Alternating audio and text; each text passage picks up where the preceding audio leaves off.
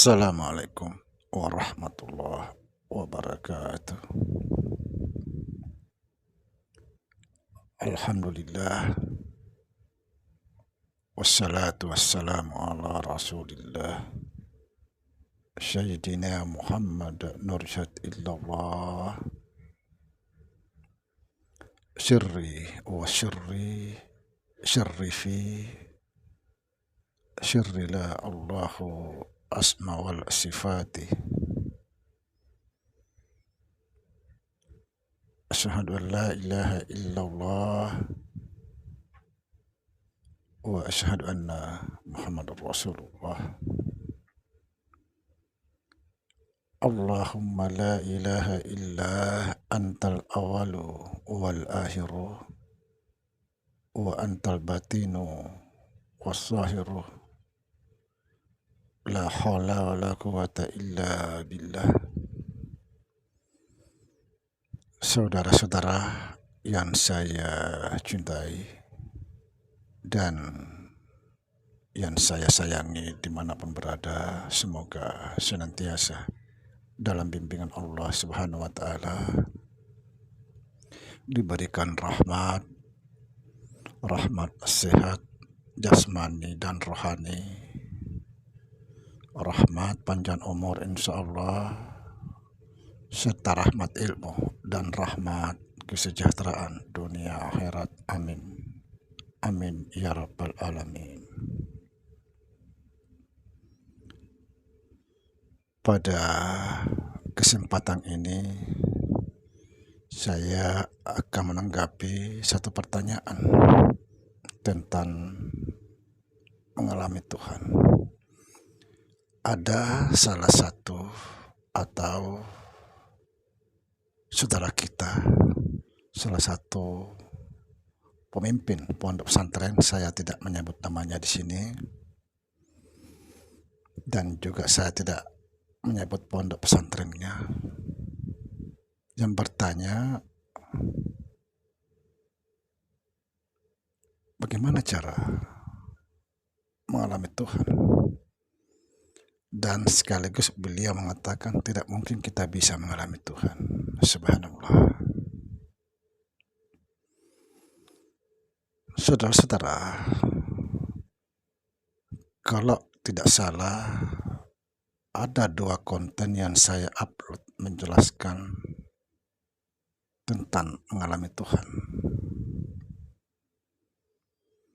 Kalau kita berbicara tentang mengalami Tuhan, maka saya ingin menjelaskan bahwa kita sekarang ini mengalami Tuhan. Semua mengalami Tuhan.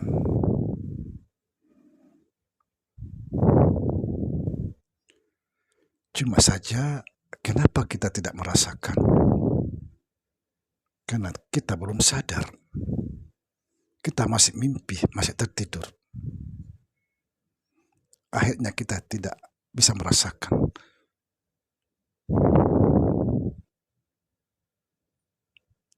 Bagaimana mungkin kita tidak bisa mengalami Tuhan, sedangkan Tuhan dengan hamba itu satu adanya.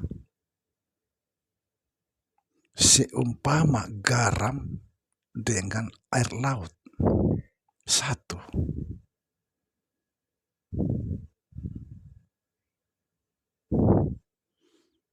Tapi memang ini perlu pengetahuan, makanya kita harus betul-betul belajar. Perlu pengetahuan tentang perjalanan ini.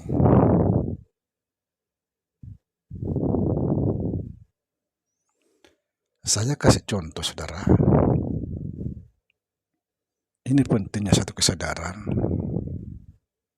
tapi kesadaran tentang Tuhan, kesadaran yang tertinggi yang disebut Al-Muntaha. Saya kasih contoh, saudara. Ini bahan renungan buat kita.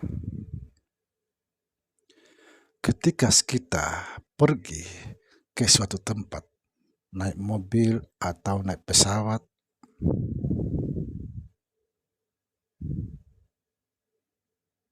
ketika kita tidur dalam perjalanan itu, maka kita tidak mungkin bisa mengalami satu perjalanan itu.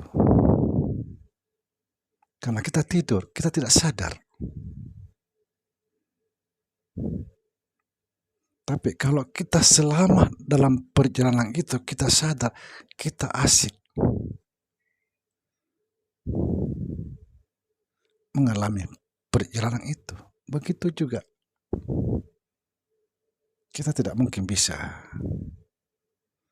mengalami Tuhan apabila kita tidak mencapai kesadaran yang tertinggi, yang disebut kesadaran tentang Allah.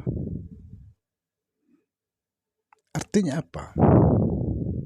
Artinya kalau kita masih selalu sadar tentang diri pribadi, diri sendiri, tidak mungkin.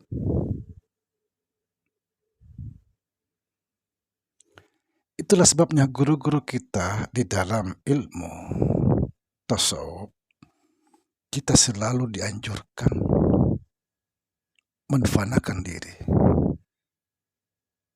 atau mematikan diri. Matikan dirimu sebelum mati, ini peribahasa atau kata-kata guru-guru kita. Apa yang dimaksud di sini matikan diri sebelum mati?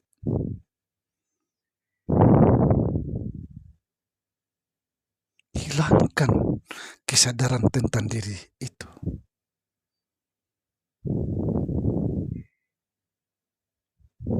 Tapi kita masuk dalam kesadaran tentang Allah.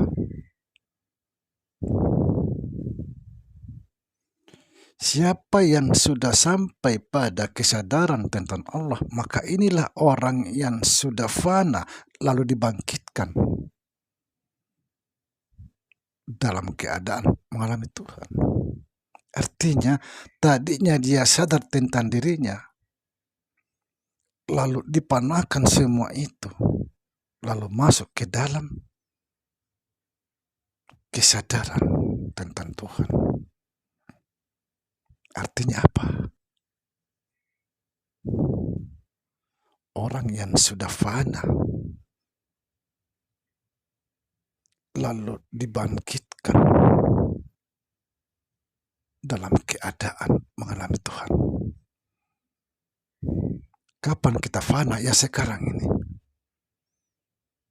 Tiadakan semuanya. Fanakan semua, lenyapkan semuanya. Bukan cuma kesadaran, tapi penglihatan, pendengaran, perkataan. Fanakan semua itu. Jangan lagi ada kesadaran kita, pendengaran, penglihatan, perkataan, kecuali perkataannya. Kalau ini yang sudah terjadi, maka secara otomatis kita akan mengalami Tuhan. Sekali lagi, saya memperjelas di sini saudara bahwa semua manusia itu sudah mengalami Tuhan saat ini. Tapi kenapa dia tidak merasakan? Karena dia belum sadar, masih tidur panjang. Subhanallah. Mari kita belajar bagaimana agar kita mencapai kesadaran yang tertinggi yang disebut kesadaran tentang Tuhan atau kesadaran tentang Allah. Siapa yang mencapai ini, maka inilah orang yang disebut mencapai Sidratul Muntaha. Semoga difahami. Assalamualaikum warahmatullahi wabarakatuh.